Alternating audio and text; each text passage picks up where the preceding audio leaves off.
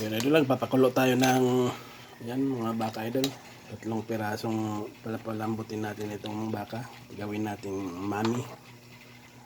Ayan itong ating mga Ricardo. Sinunog ko yung sibuyas, bawang, luya, star anise, cinnamon, bark, saka sibot.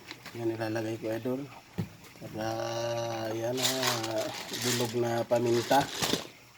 Ito ko mamaya pag may luto na idol, lalagyan na may ano na tayo ditong onion na prito o kaya garlic na prinito, masarap yun pag naluto na ito ng ating noodles, egg noodles. Saka may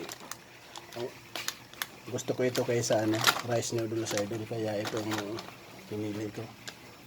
Ayan, ilalagay na natin ang Ricardo, ilagay na natin para lumambot siya.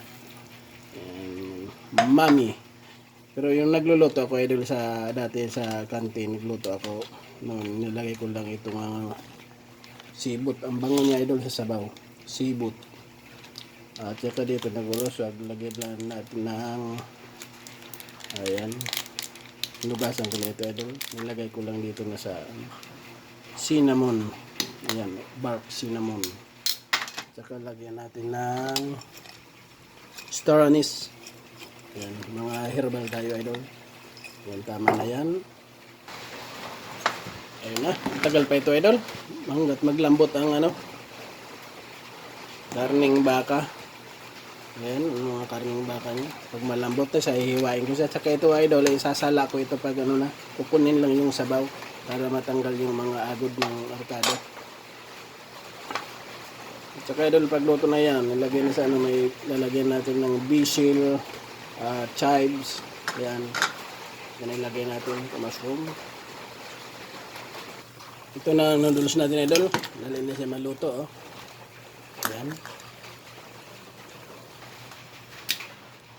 Ito naman ang egg noodles idol, yan lalaga ko din yan idol. At ito nalagan natin yung brown sili. At gamit dito idol yung rice noodles. Ito lang noodles natin idol. At ito ay na ito, malambot na. Ayan, malambot na ang ating pata. Ayan.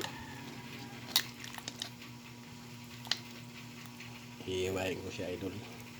Maninipis.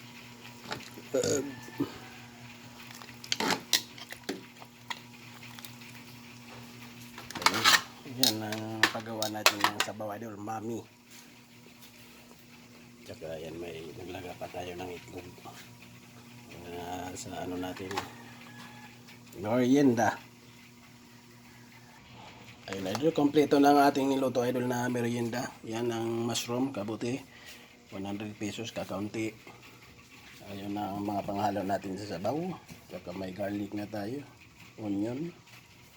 Ito na ang sabaw, okay na yan idol. Sasalain ko na yung mga nilagay kong Ricardo. Ayun ulit, tapos na, sinalin na natin. Ito yung mga Ricardo niyan, sibot, tsaka yan ang sabaw idol. Ayan. Salamat.